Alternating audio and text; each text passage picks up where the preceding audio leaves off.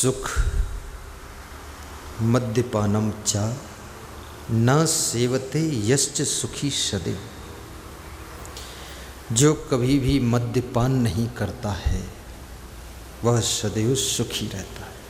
एक चीज बता दूं, सुख और सुविधा में बहुत अंतर है, जमी आसमां का अंतर है। आज आदमी सुखी क्यों नहीं हो रहा है? क्योंकि आदमी सुविधाओं में सुख ढूंढ रहा है, सामान में सुख ढूंढता है आदमी, धन में सुख ढूंढता है आदमी, पद में सुख ढूंढता है आदमी, गाड़ी में सुख ढूंढता है आदमी, साड़ी में सुख ढूंढता है आदमी। इसलिए आदमी सुखी नहीं है, इसीलिए दुखी है आदमी। क्योंकि सुख क्या पैसे से मिल सकता है? अगर पैसे से सुख मिलता तो टाटा और बिरला के पास में, मुकेश अंबानी के पास बहुत पैसा है, वह सुखी हो जाता। अगर गाड़ी से सुख मिलता तो टाटा करोड़ों गाड़ियां बना रहे, उनको बहुत सुख मिल जाता। हम तो एक गाड़ी खरीद लेते हैं, उसमें कहाँ सुख है? गाड़ी में सुविधा है, सुविधा पूर्वक तुम अपनी मंजिल पर पहुंच जाओगे, लेकिन यदि सोचो गाड़ी में सुख है तो सुख नहीं है। साड़ी में भी सुख नहीं है, बस इतना है, तुम ज़्यादा अच्छी साड़ी पहनोगी तो रास्ते में चलोगी तो 10-20 लोग देख लेंगे कि अच्छी साड़ी है, बस। अगर कोई नहीं देखा तो तुम्हें दुख हो जाएगा, क्या कुछ साड़ी में कमी है या पहनने में कमी है, तो दूसरे दिन फिर तुम खामखा मेहनत करके दूसरी पहनोगे।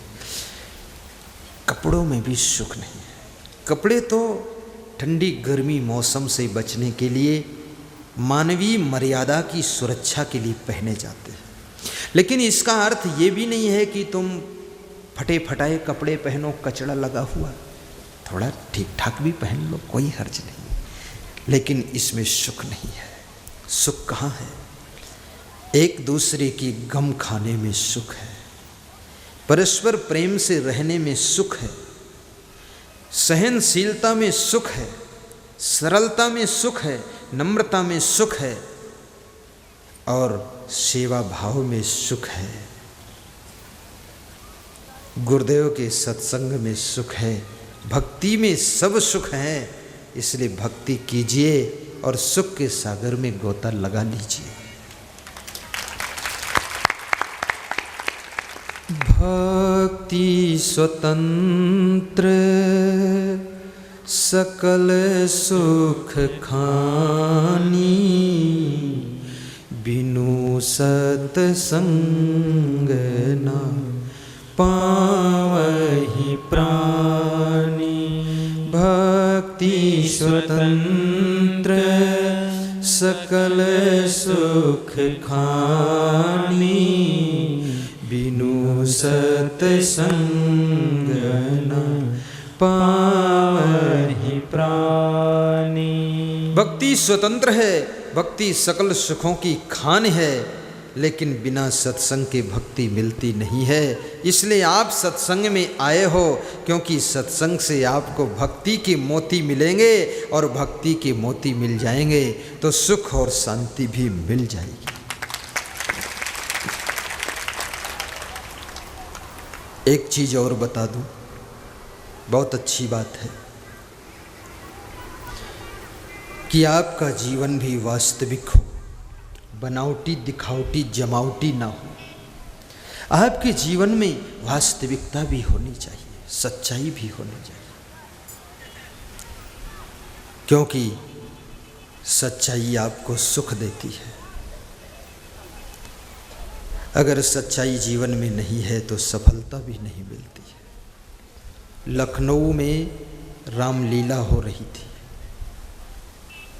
तो रामलीला में जो हनुमान का रोल अदा करते थे वो बीमार हो गए, उनको बुखार आ गया। डॉक्टर मायाराम, उनको बुखार आ गया, बड़ा अनुभवी डॉक्टर है। रामलीला का मैनेजर बहुत परेशान हो गया। रामलीला का मैनेजर लखनऊ शहर में निकला कि कोई हनुमान ढूंढूं जो हनुमान का रोल लगा सके। तो एक हलवाई अपनी दुकान पर बैठा जलेबी बना रहा था। उस हलवाई से पूछा, क्या तुम रात भर के लिए हनुमान बन सकते हो? उसने कहा, हनुमान बनने से क्या फ़ायदा? तो रामलीला के मैनेजर ने कहा, हलवाई बनने से क्या फ़ायदा? बोले, हलवाई बनने से 200 रुपये मिलते हैं प्रॉफिट के हमको शाम तक। तो बोले, हनुमान बनने से आपको 500 रुपये मिलेंगे। तो उसने कहा, मैं हनुमान तुरंत बन जाऊंगा, हलवाई नहीं बनूंगा। चलो, रात में रामलीला हो रही थी। हलवाई आया, हनुमान बनकर बैठ गया। हनुमान जी का मुखौटा लगा दिया गया, पूंछ हनुमान जी की लग गई, गदा हनुमान जी का पकड़ लिया। तो पूछा, करना क्या इसमें पड़ेगा? बोले, रावण आएगा, पूछेगा तुम कौन हो, तो बता देना मैं हनुमान हूँ। और जब पूछेगा क्या कर रहे हो, तो कह देना सीता की खोज कर रहा हूँ। बस इतना ही करना है, 500 रुपये मिल जाएंगे। तो उसने कहा, ये तो हम रोज़ कर देंगे, इसमें क्या बात है? बोले, पहले एक दिन करो, फिर रोज करना। रामलीला नाटक प्रारंभ हुई। पर्दा उठा, रावण प्रकट हुआ। जो हलवाई हनुमान बन करके बैठा है, उसके सामने रावण आया। रावण की बड़ी बड़ी मूछें थी, भयंकर चेहरा, कनक भूधराकार शरीरा, समर भयंकर अति बलवीरा। रावण ने जोर से डपट लगाई, तुम कौन हो? तो हलवाई इतना वो डर गया, उसने कहा, भाई साहब मैं तो हलवाई हूं।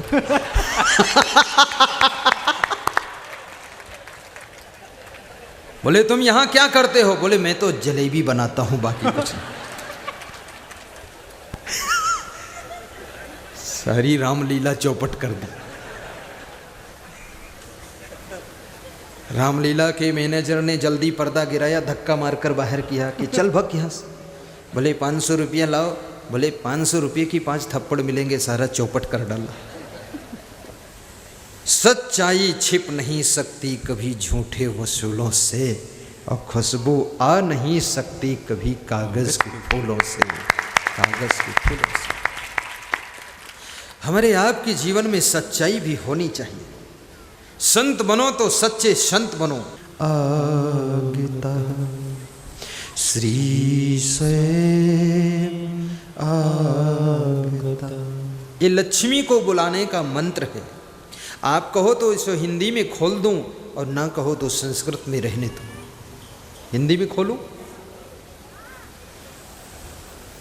खोल देता हूं, क्योंकि संस्कृत आप सबके पल्ले नहीं पड़ेगी। मूर्खा यत्र न पूज्यन्ते, धान्यं यत्र सुसंचितम। जिस घर में मूर्खों का सम्मान नहीं होता है, जिस घर में कोई मूर्खता का कार्य नहीं करता है, जिस घर में कोई मूर्ख नहीं होता है, आहा, मूर्ख के 3 लक्षण होते हैं। मूर्ख जिद्दी होगा, मूर्ख क्रोधी होगा, और मूर्ख बहुत हठी होगा।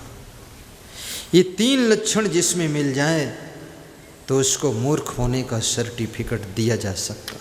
ये मूर्ख है। इसलिए कभी जिद न करना, सरल स्वभाव रखना, अपने आप को बदल भी लेना, परिवर्तन भी कर लेना। जिसके घर में कोई मूर्ख नहीं है, कोई मूर्खता का काम नहीं करता है, और जिसके घर में मूर्खों का सम्मान भी नहीं है, वो हो बहुत बड़ी बात है। हर डाल पे उल्लू बैठा है, कोई डाल खाली नहीं जहां पर समझदार बैठे। उस घर में लक्ष्मी आकर के निवास करती है। जिस घर में बुद्धिमान का आदर होता है, समझदार का सम्मान होता है, विवेकवान की इज्जत होती है, जिस घर में मास्टर माइंड वाले का बहुत बड़ा ख्याल किया जाता है, उस घर में लक्ष्मी आधी रात को आती है और सदा वहीं पर बसेरा करती है। दूसरी चीज, धान्यम यत्र सुसंचितम, जिसके घर में अन्न का अपमान नहीं होता है। जो व्यक्ति अन्न का अनादर नहीं करता है, अन्नम ब्रह्मम भवेत्, अन्न को ब्रह्म कहा गया है। अन्न का अपमान जो नहीं करता है, जूठा अन्न अपने थाल में छोड़ता नहीं है, जितना खाना है उतना ही लेता है, अन्न को फेंकता नहीं है, नुकसान नहीं करता है, अन्न के एक एक दाने को संभाल कर रखता है। जिसके घर में अन्न बर्बाद नहीं किया जाता है, उस घर में लक्ष्मी आकर के डेरा डाल देती है और वहीं पर सदैव निवास करती है। इसलिए मैं माताओं बहनों से भी कहूँगा, बड़ी सावधानी से चावल धोना, दाल धोना। कितनी माताएं बहनें चावल धोती हैं, जल्दी में उसका पानी निकालती हैं तो मुट्ठी दो मुट्ठी चावल भी नाली में डाल देती है, मुट्ठी भर दाल भी नाली में चली जाती है। हड़बड़ हड़बड़, गड़बड़ गड़बड़, झड़बड़ झड़बड़। थोड़ा सावधानी, एक एक दाने को बचाइए। एक दाने का ही कमाल है। और कितने पुरुषों को देखा गया, इतना अपनी थाली में परोस लेते हैं, उनको ऐसा विश्वास है कि अब कल मिले न मिले क्या होगा। पूरा फुल कुंभकर्ण बनकर बैठते हैं। भात की ढेरी, फिर रोटियों का बंडल, और फिर अगर बूंदी बन गई तो क्या पूछना है। इतना ले लेंगे, खाते खाते खाते खाते 1.5 घंटे तक खाएंगे। इतनी देर में तो भैंस भी खाकर चली जाएगी और नहीं निकलेंगे। कोई पूछे इतनी देर क्यों, तो कहेंगे विधिवत खा रहा हूं। अरे थोड़ा जल्दी करो, बोले प्रेम से खा रहा हूं। अन्न थाली में छोड़ना भी अन्न का अपमान है। और याद रखना, ज्यादा खा करके तबीयत को बिगाड़ना और उस ज़्यादा खाए हुए अन्न को भी खराब करना पेट में जाकर, वो भी अन्न का अपमान है। इसलिए आज निवेदन करूँगा, भूख से 1 रोटी कम खाना, 1 रोटी मेरे नाम से त्याग कर देना, कम खाना। और अगर 1-1 रोटी तुम कम खाओगे रोज, तो 2 मीटिंग खाते हो, 2 रोटी रोज बचेंगी, 730 रोटी साल में बचेंगी। और 730 रोटी बचेंगी, ये 20,000 लोग बैठे हैं, तो 40,000 रोटी रोज बचेंगी। 40,000 रोटी रोज बचेंगी। तो भाइयों और बहनों, 1 रोटी की कीमत अगर 2 रुपये है तो 80,000 की रोटी रोज बचेंगी। और वही रोटी की बचत सिंहस्थ में जब मैं आऊँगा तो तुम दान कर दोगे, तो वहाँ लाखों लोगों को भोजन करा दिया जाएगा। बस 1 रोटी का सवाल है मेरा, बस कम खाना। अब ऐसा नहीं आज तक 5 खाते थे, कल से 6 खाओ, फिर 1 कम करो, वो बात गलत है।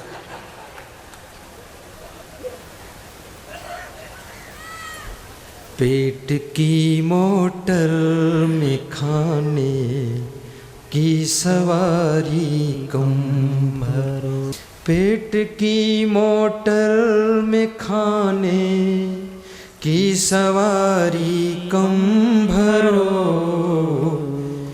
पेट की मोटर में खाने की सवारी कम भरो, फेल हो जाएगी ओ। जोर से बोलो आप। फेल हो जाएगी ओ, लोड हो जाने के बाद। जय हो। फेल हो जाएगी ओवर लोड हो जाने के बाद, अर्जू मंदान सेहत याद रखें। आज स्वस्थ रहने का एक मंत्र दे दूं आज दूं कि अगले साल दूं? आज इसका मतलब तुम स्वस्थ नहीं हो क्या? दे देता हूँ। नंबर 1, सवेरे सोकर उठना, 2-3 गिलास पानी पी लेना, फिर उसके बाद दातून मंजन कर लेना, फिर 2 गिलास और पी लेना, फिर फ्रेश होने के लिए जाना, पेट की कब्जियत खत्म हो जाएगी, सारी बीमारी भी खत्म हो जाएगी। और मंजन के बाद, फ्रेश होने के बाद 2 पत्ती तुलसी की और 2 लौंग मुंह में रख करके उसका रस चूस लेना, तो इससे कभी लकवा अटैक नहीं होगा, हार्ट अटैक नहीं होगा, बीपी भी कंट्रोल रहेगा और स्मृति मेमोरी क्षमता आपकी बहुत डबल रहेगी। लेकिन आपको चुपके से बताया हूँ, सबको मत बताना, अपने तक रखना।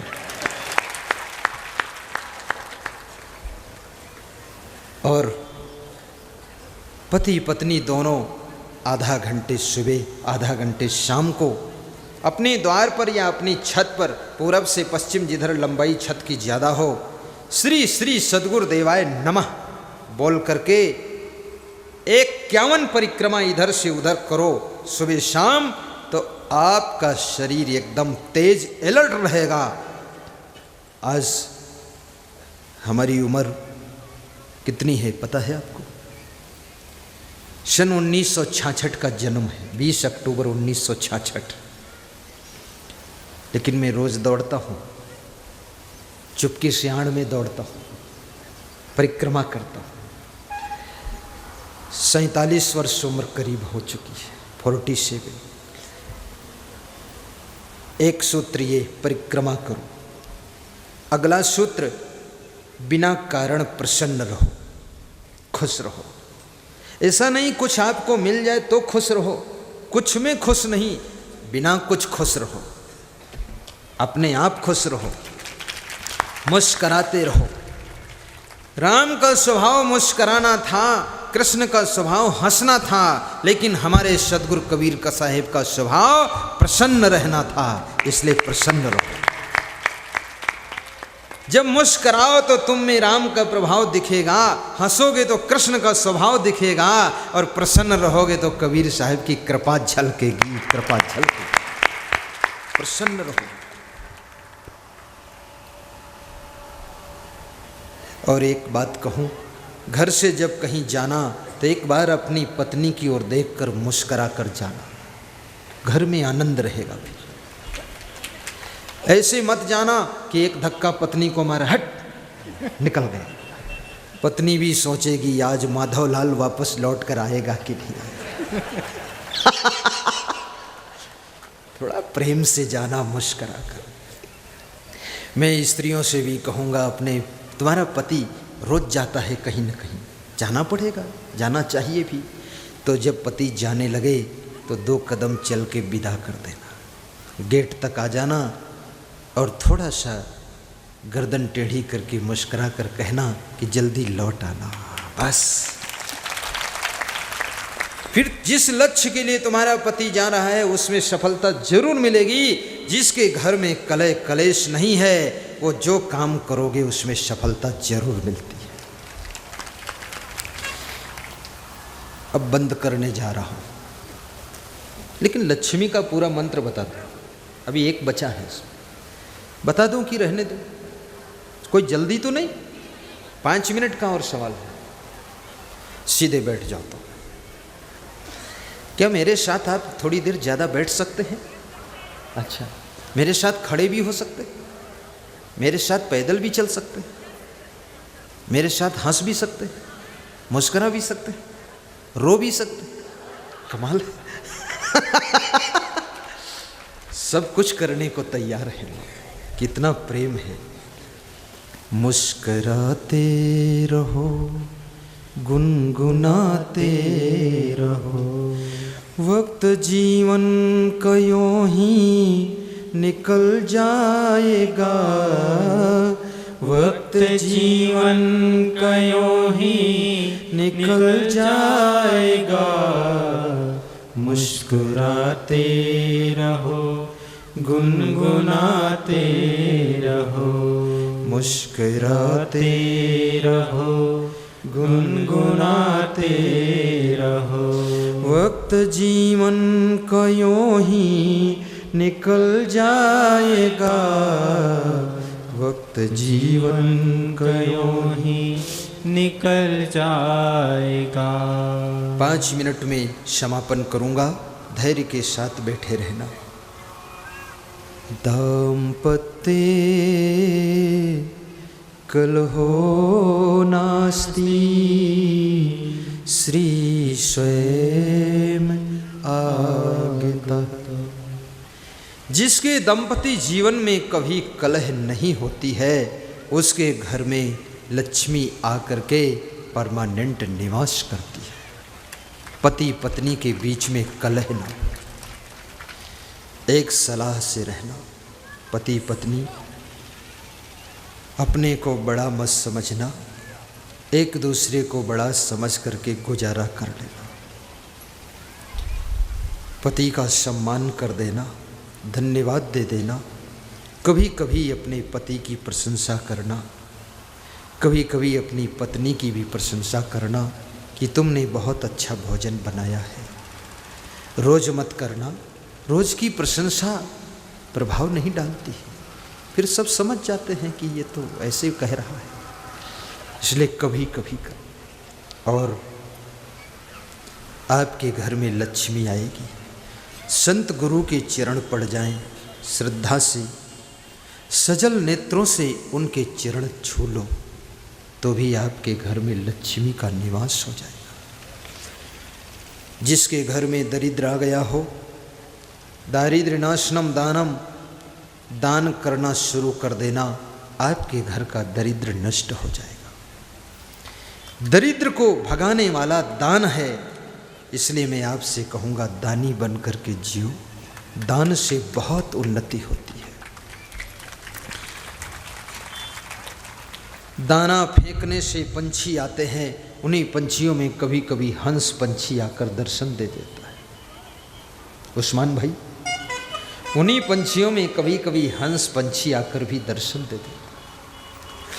दान करने से संत आते हैं, उन्हीं संतों में कभी कभी परम संत आकर दर्शन दे देता है और आपके दरिद्र को दूर कर देता है। और सेवा करना, गौ माता की भी सेवा करना। गौ सेवा, माँ की सेवा, भारत माता की सेवा। मैं तो कहूँगा हमारे मंगलदास महंत जी, मंगल साहब 1,500 गौओं की सेवा अपने आश्रम में कर रहे। आज उनका कहीं प्रोग्राम था, पर मेरे निवेदन को स्वीकार करके आ गए। वो मुझे बुला रहे थे, मेरे आश्रम आओ। मैंने कहा क्षमा करना साहेब, मत बुलाना मुझको, मैं थोड़ा सत्संग में ज़्यादा अलर्ट हूँ, सुबह में कहीं जाता नहीं हूँ, अपने ध्यान साधना में रहता हूँ। ये मेरा प्रोग्राम ऐसा हुआ है कि आपके साथ में 2 दिन में मेरा दोस्ताना हो गया है। दोस्ताना, मेरा आपका दोस्ताना हो गया है, और सच पूछो तो सभी का दिल मस्ताना हो गया है, मस्ताना हो गया। और भी सच कहूँ तो विधायक हमारा लालजी राम भी दीवाना हो गया है, दीवाना हो गया। और भी कहूँ तो हमारा चंद्रशेखर जो है